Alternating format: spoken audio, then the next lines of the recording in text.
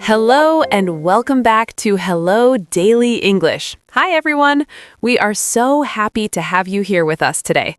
My name is Emma. And my name is Jack. Welcome to another episode where we help you practice real, natural English for your daily life. We are your partners in this language learning journey. If you enjoy our videos and find them helpful, please support us by hitting that like button and subscribing to our channel. It really helps our community grow and reach more learners around the world. Today, we are going on an adventure. We are packing our bags, grabbing our passports, and heading to the airport. Today's topic is how to talk about traveling abroad in English. I am so excited for this one, Emma. Traveling is one of the best ways to practice English because in almost every country in the world, English is the bridge language. Even if you're in Japan or Brazil, you will likely use English to talk to the hotel staff or the pilot. Exactly. Traveling can be stressful if you don't have the right words.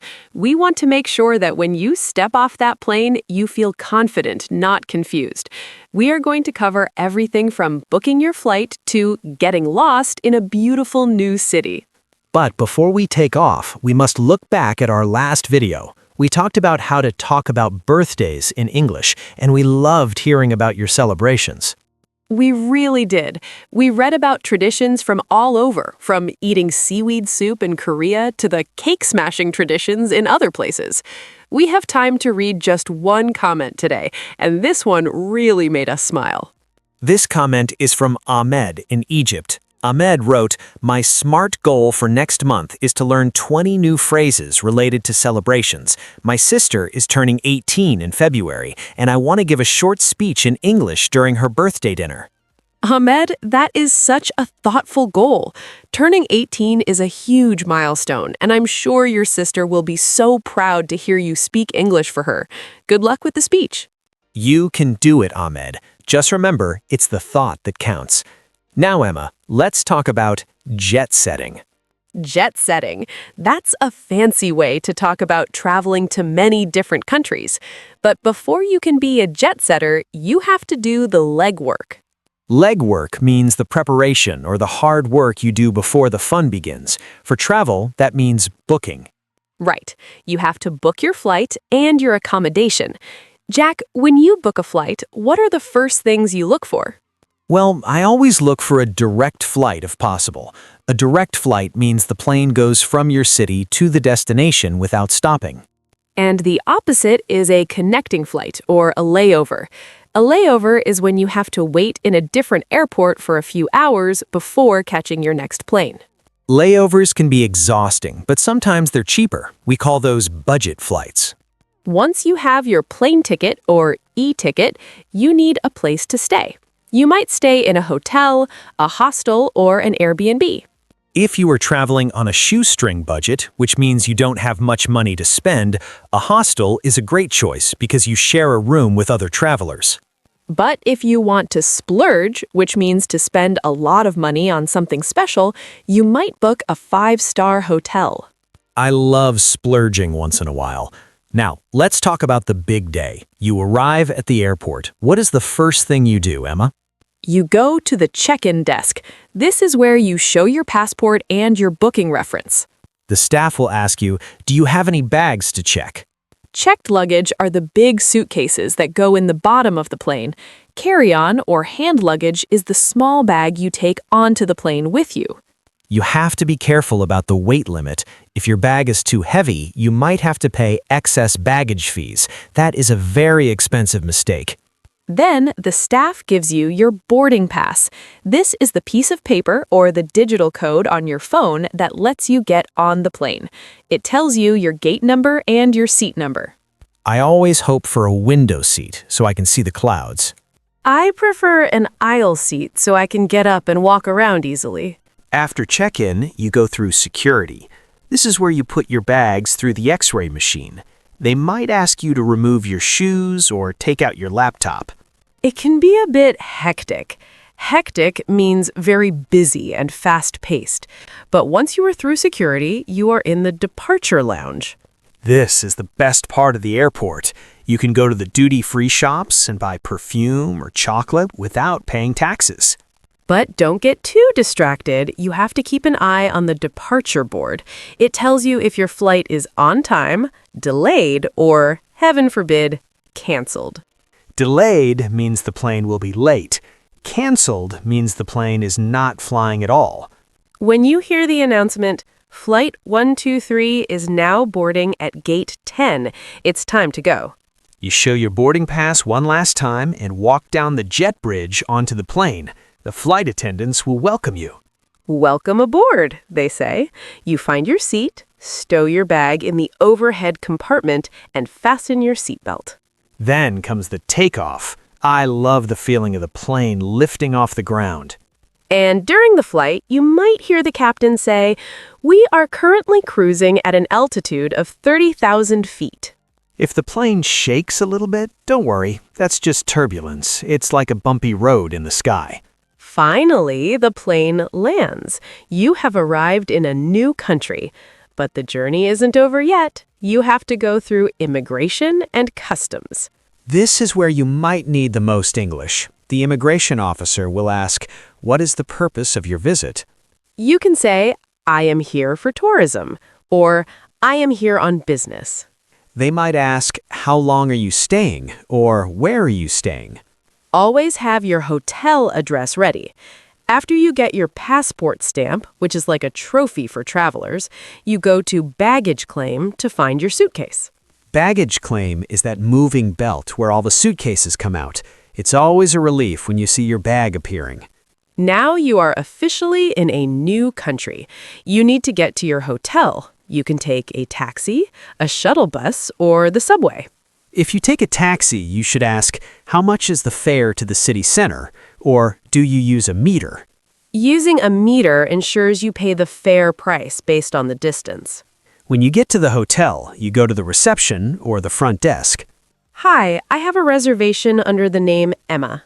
They will ask for your ID and might say, "Your room isn't ready yet, but we can hold your luggage for you." That's very helpful if you arrive early. Once you get your room key, you are ready to explore. Exploring a new city is the best feeling. I like to wander. To wander, or it's a beautiful word. It means to walk around slowly without a specific destination, just enjoying the sights. But if you do have a destination, you might need to ask for directions. "Excuse me, could you tell me how to get to the museum? Or is there a pharmacy nearby?" Most people are happy to help. They might say, "Go straight, turn left at the lights, and it's opposite the park." Opposite means on the other side. Next to means beside it. Now let's talk about sightseeing. Sightseeing is the activity of visiting famous places in a city. You are a tourist, but some people prefer to be travelers. Is there a difference, Emma? Some people think so. They say a tourist just visits the famous spots like the Eiffel Tower, but a traveler tries to live like a local, eating in small restaurants and learning about the culture.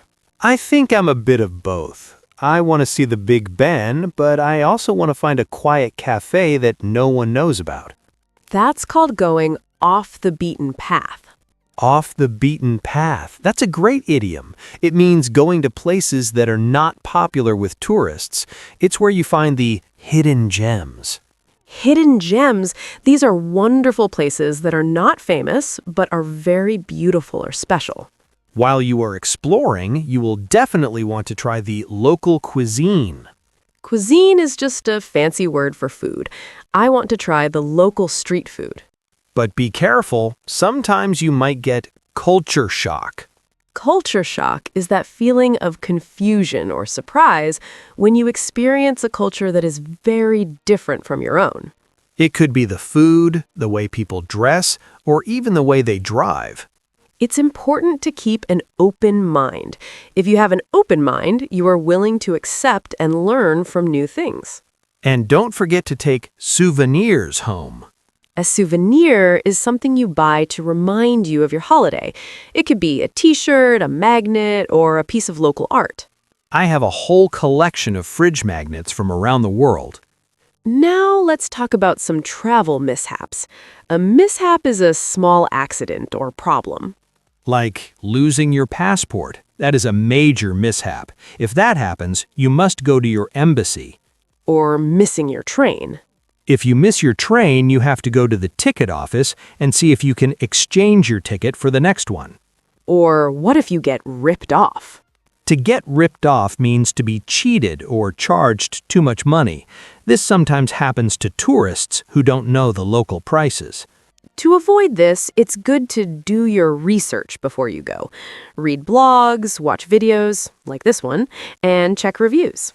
Now, Emma, let's talk about packing. Are you an overpacker or a light traveler? Oh, I am definitely an overpacker. I always think, what if I need these 3 extra pairs of shoes? I'm the opposite. I try to travel with just a carry-on. It makes things so much faster at the airport. I envy you. We use the phrase to pack light. I'm going to pack light for this trip. This means you only take the essentials. The essentials are the things you absolutely need. Your passport, your phone, your toothbrush, and your universal adapter. Oh, the adapter is so important. Different countries have different plugs and sockets. If you don't have an adapter, you can't charge your phone. That would be a nightmare. A nightmare is a very bad situation. Let's talk about the post-holiday feeling. When you come home, you might feel homesick for the place you just left. Or you might have jet lag. Jet lag is that tired feeling you get when you travel across different time zones. Your body thinks it is 2 a.m., but the sun is shining. It takes a few days for your body clock to adjust. But even with jet lag, the memories of a trip last a lifetime. Traveling broadens the mind. It really does. You realize that the world is a big, beautiful place, and people are more similar than they are different. Now, Emma, let's look at some specific vocabulary for transport. If you are in London, you take the tube. In New York, it's the subway. In Paris, it's the metro.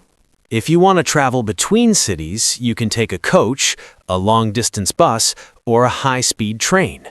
And if you want to be really adventurous, you can rent a car. If you rent a car, you need to check if they drive on the left-hand side or the right-hand side of the road. And you need to know about insurance. Does the rental include full insurance? Now, let's talk about money. You need to exchange currency. You can do this at a bureau de change or just use an ATM or automated teller machine to withdraw local cash. Always check the exchange rate to see how much your money is worth. What is the exchange rate between dollars and euros today? Many places now accept contactless payment or mobile pay, but it's always good to have some pocket change or cash on hand for small shops. Cash on hand means physical money that you have with you right now. Now, let's talk about language. Even if you don't speak the local language, knowing a few key phrases is very polite. Like hello, thank you, please, and where is the bathroom? Where is the bathroom is probably the most important sentence in any language. It really is. And if you don't understand something, you can say, I'm sorry, I don't speak language. Do you speak English? Most young people and people working in tourism will say, a little bit. And you can always use body language and gestures. Pointing at a menu or showing a picture on your phone works wonders. Let's talk about safety. When you travel abroad, you should be aware of your surroundings. This means paying attention to what is happening around you. Watch out for pickpockets in crowded areas.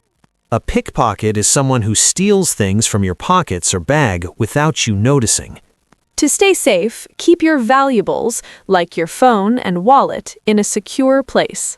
I often use a money belt that goes under my clothes. It's not very fashionable, but it's very safe. Safety over fashion, Jack. That's a good rule for traveling. Now, Emma, let's do a role play. This time, let's imagine we're at a hotel check-in. Okay, I'll be the receptionist, and you are the traveler who just arrived after a long flight. Good afternoon. Good afternoon. Welcome to the Grand Plaza Hotel. How can I help you today? Hi, I'd like to check in, please. I have a reservation for Jack Smith. Certainly, Mr. Smith. Let me find that for you. Yes, here it is. A single room for 4 nights? That's correct. Great. May I see your passport and a credit card for the security deposit? Of course. Here you go. Thank you. You are in room 402 on the 4th floor. The elevators are just behind you to the left.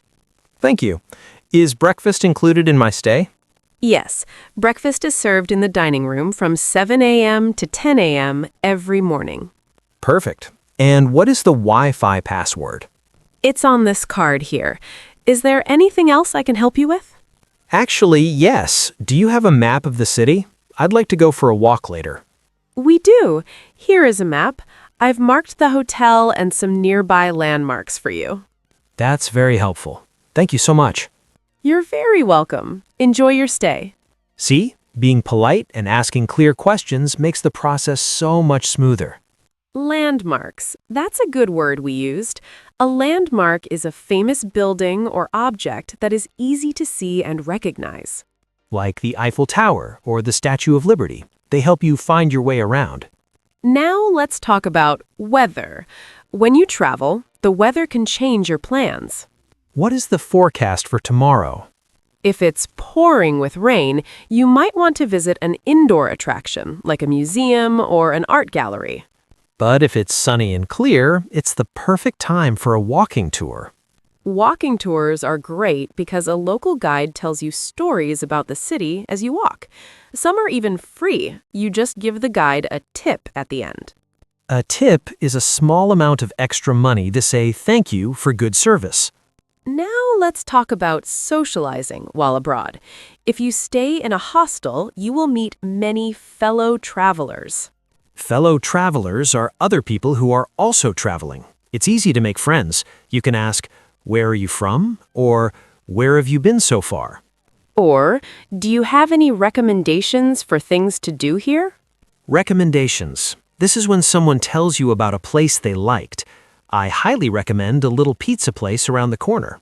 It's a great way to find those hidden gems we talked about earlier. Now, Emma, let's talk about the end of the trip. You have to check out of your hotel. I'd like to check out, please. Room 402. They will check if you used the minibar. The minibar is that small fridge in the hotel room filled with expensive snacks and drinks. I usually avoid it. Me too. It's much cheaper to buy snacks at a local convenience store. Then you head back to the airport. We call the trip home the inbound flight. The trip there was the outbound flight. When you get home, your friends will ask, "How was your trip?" You can say, "It was breathtaking," meaning very beautiful. Or, "It was an eye-opening experience," meaning you learned a lot of new things. Or simply, "I had the time of my life." To have the time of your life means to have an amazing, unforgettable experience. Traveling abroad is one of the most rewarding things you can do. It makes you a global citizen. Now let's dig deeper into the feeling of the travel. It can be a bit scary the first time. If you feel nervous, that is okay. Everyone feels that way. Just take it one step at a time. Start with a country that is tourist-friendly. Tourist-friendly means a place that is easy to navigate, safe, and where many people speak English. Places like London, Singapore, or Sydney are great for first-time international travelers. And remember, even if you make a mistake in English, don't worry. People will appreciate that you are trying. Communication is about connection, not perfection. I love that. Let's repeat that for everyone. Communication is about connection, not perfection. Let's do our mini vocabulary review. We have covered a huge amount of ground today. Good idea. Let's review these travel terms. Layover. Repeat after me. Layover. A short stay in a place in between parts of a long journey. Example, we had a 5-hour layover in Dubai. On a shoestring. On a shoestring. With very little money. Example, he traveled across Europe on a shoestring. Boarding pass. Boarding pass. A document provided by an airline during check-in, giving a passenger permission to board the aircraft. Example, I have my boarding pass on my phone. Turbulence. Turbulence. Violent or unsteady movement of air or water. Example, the flight was a bit scary because of the turbulence. Off the beaten path. Off the beaten path. In a place where few people go, far from any main roads or towns. Example, we found a beautiful beach that was completely off the beaten path. Culture shock. Culture shock. The feeling of disorientation experienced by someone who is suddenly subjected to an unfamiliar culture or way of life. Example, moving from a small village to New York was a real culture shock. Souvenir. Souvenir. A thing that is kept as a reminder of a person, place, or event. Example, I bought this silk scarf as a souvenir from Vietnam. Jet lag. Jet lag. Extreme tiredness and other physical effects felt by a person after a long flight across several time zones. Example, it took me 3 days to get over my jet lag after flying from London to Tokyo. To pack light. To pack light. To travel with very little luggage. Example, I'm going to pack light so I don't have to check any bags. Landmark. Landmark. An object or feature of a landscape or town that is easily seen and recognized from a distance. Example, the Eiffel Tower is the most famous landmark in Paris. Breathtaking. Breathtaking. Astonishing or awe-inspiring in quality so as to take one's breath away. Example, the view from the top of the mountain was absolutely breathtaking. Global citizen. Global citizen. Someone who identifies as being part of an emerging world community and whose actions contribute to building this community's values and practices. Example, traveling has made me feel like a global citizen. That is an amazing list. If you can use even 5 of these words on your next trip, you will sound like a seasoned traveler. A seasoned traveler is someone who has traveled a lot and knows exactly what they are doing. Before we go, Jack, do you have any pro tips for our viewers? Yes, my number 1 pro tip is always carry a portable charger. Oh, yes. If your phone dies, you lose your map, your tickets, and your translator. And tip number 2, always carry a physical copy of your passport and insurance just in case you lose your phone. That is very practical advice. And my final tip, smile. A smile is universal. It opens doors and makes people want to help you. I love that. A smile and a please can take you a long way. Now it is time for our favorite segment. Yes, it is time for the question of the day. We really want to hear from you. This is your chance to practice your English and share your dreams with us. Our question for today is, if you could travel to any country in the world tomorrow, where would you go and why? Is it somewhere snowy? Somewhere tropical? Somewhere with ancient history? Tell us. Or if you have already traveled abroad, tell us, what was your favorite place you have ever visited? Please write your answer in the comments section below. We promise to read them. Thinking about travel is a great way to keep your motivation high for learning English. When you write your answer, try to use at least one of the new words we learned today, like breathtaking, hidden gem, or off the beaten path. You can start your sentence with, if I could go anywhere, I would go to, or the most breathtaking place I have visited is. For example, if I could go anywhere, I would go to Iceland to see the northern lights because I think they would be breathtaking. Or, my favorite trip was to a small village in Italy that was completely off the beaten path. We are so excited to read about your dream destinations. And hey, if you're planning a trip right now, let us know. Maybe we can give you some specific tips. Well, Jack, I think we have reached our final destination for today's video. I'm feeling very wanderlust now. Wanderlust. That's a great word to end on. It means a strong desire to travel. I definitely have wanderlust. Thank you, Emma, for this great conversation. And thank you, Jack, and a huge thank you to all our listeners and viewers. You are the reason we explore these topics every week. We wish you safe travels wherever life takes you. May your flights be on time, your luggage be light, and your experiences be eye-opening. We will be here with you every step of the way, helping you improve your English so you can talk to the world. We have many more exciting videos planned for the coming year. Don't forget to like, subscribe, and hit that notification bell so you never miss an episode. So, from the bottom of our hearts, bon voyage. Happy travels, everyone! Keep practicing and keep exploring. See you in the next video. Take care and goodbye. Bye-bye.